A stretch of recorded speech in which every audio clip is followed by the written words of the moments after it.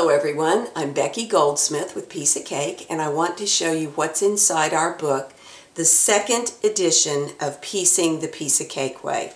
Linda and I are very proud of this book. There's a lot of information packed in these pages. There's information on fabric, how to prepare it, what to expect from it as you're sewing.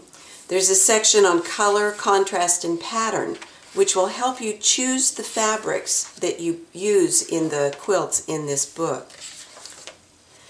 There's a section on tools and techniques, which you're going to find very helpful, even if you've been sewing a while. It never hurts to look back at information that is basic to the craft. There's a nice section on your seam allowances and how to measure them. There's a section on rotary tools and how to use them, on irons and pressing, on positioning pins and chaining your pieces so that you don't waste as much thread as you're sewing, on setting blocks on point. There's this and so much more. And then you get into the sections that lead into the quilts that you're going to make.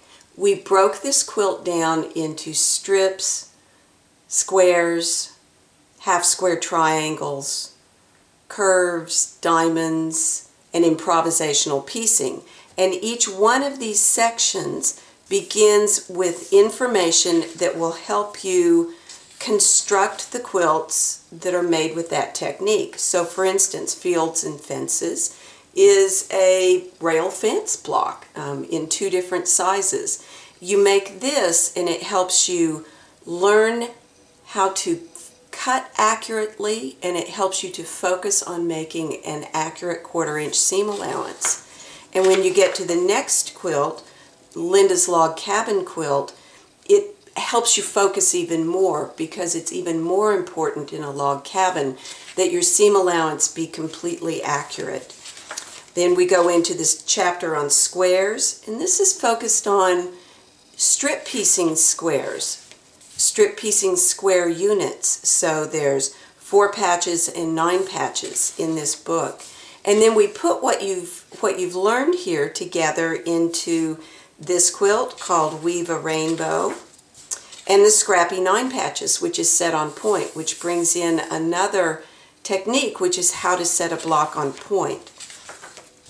There's a section on half square triangles.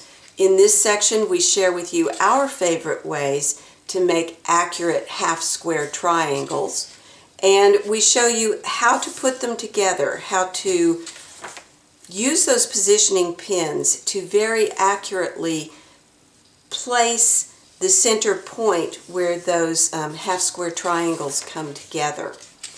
There's this quilt, Spin Wheels, which uses half square triangles almost throughout. And there's this quilt, Wowie Zowie. It's made in 2 sizes. This quilt is a baby quilt. This quilt is huge. It's a very large bed quilt. But it's the same block. It's the same pattern. It just depends on the size of the block you make. We've got a section on curves. This is primarily working with the curve in a drunkard's path, but we also show you how to do set-in circles. And we use both of these techniques in this quilt called Button Box. It's one of my favorite quilts in the whole book. So the larger circles are made using a drunkard's path blocks, and the smaller circles are set-in circles. And then there's a section on diamonds, how to cut diamonds using your rotary tools, how to play with them, how to fussy cut diamonds so that you can get some really nice patterns, and how to set them together so that everything works, and how to do those set-in Y seams. That's included in this book. And here's the quilt that we used the diamonds in. It's combined with some half square triangles in the border. Then there's a sampler quilt. Now, this is a quilt that if you didn't want to make the previous quilts, or if you just want to make a quilt that combines all the techniques in the book, you can make this quilt. Now, when you make this quilt, and we talk about it, you have to be very careful as you make each unit that everything is exactly to size, and that helps you focus on your 1/4 inch seam allowance. Then, lastly, there's a section on improvisational piecing. This is a lot of fun. So we're in the whole front half of the book, we're telling you how to be hyper accurate. In the last section of the book, we tell you how you can play around and forget some of that accuracy and matching and still make a really fun, wonderful quilt.